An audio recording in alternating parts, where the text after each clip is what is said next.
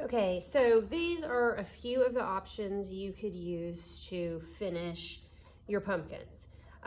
The choices, as I said, are up to you. So you could use oil pastels to add color.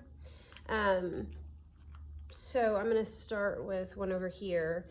I still want you to look at what you're drawing and think about the lights and darks that are in the pumpkins. Do some color mixing. Try to get shadows. There's a shadow right down here that I would want to get with the oil pastels. So I can start with orange. Notice I'm adding the lighter here. There's a shadow, so I'm going to mix a tiny bit of blue with it and then blend it together to make a darker, more neutral color.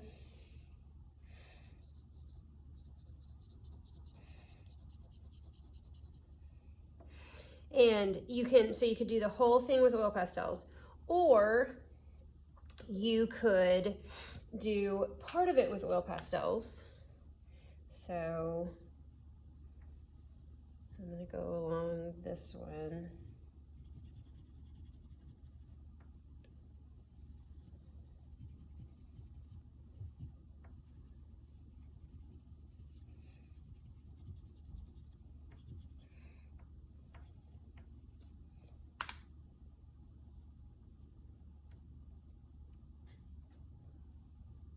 So I'm going ahead and outlining, going back over my pencil lines. And then I can go into it with paint. So I still want to do color mixing along here, but I started with an oil pastel resist. Make sure you're being gentle with the paint.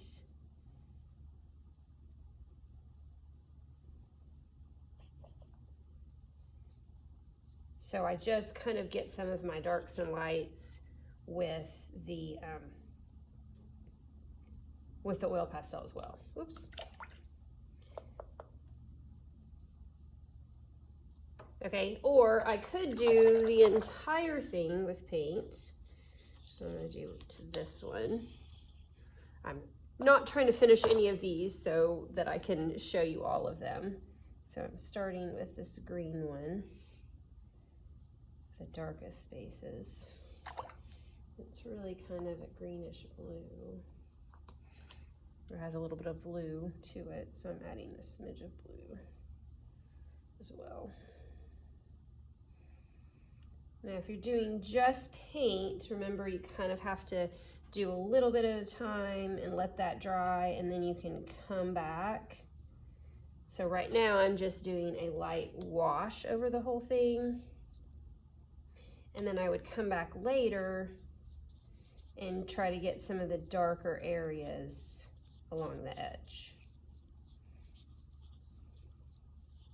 Okay, I could do, so that's that one. I could do marker, and I have great markers here. So what you could do with this is, I'm trying to find one that I can.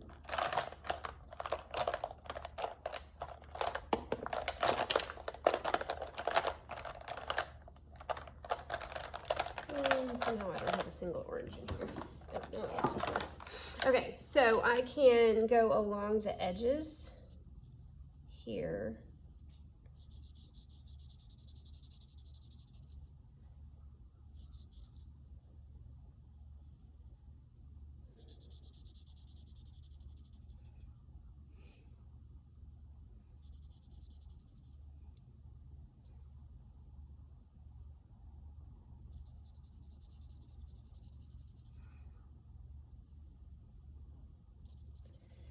Okay, so this is kind of that peachy one.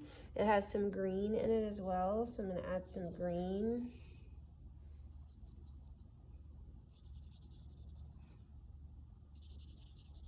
And then I'm going to go back with my paintbrush to kind of get a watercolor effect with it.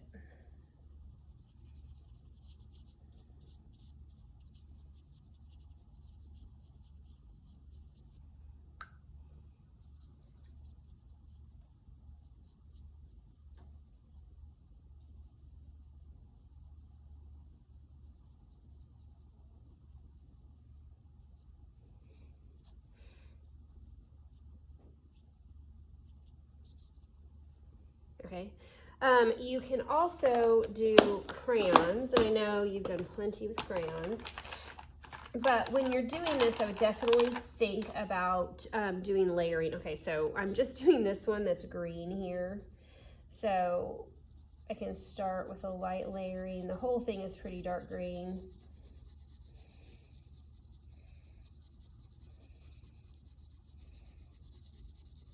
But I can put layer over layer on top of each other and I can still get the shadows.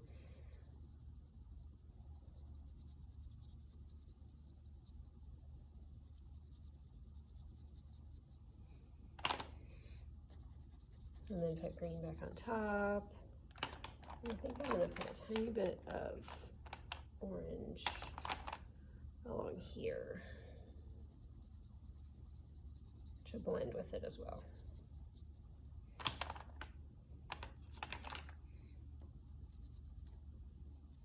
So this is just an idea of the media that you can use. If you want to use a different combination as well, that's also fine. But just have fun with it, and let's get these, let's work on them. Okay, bye.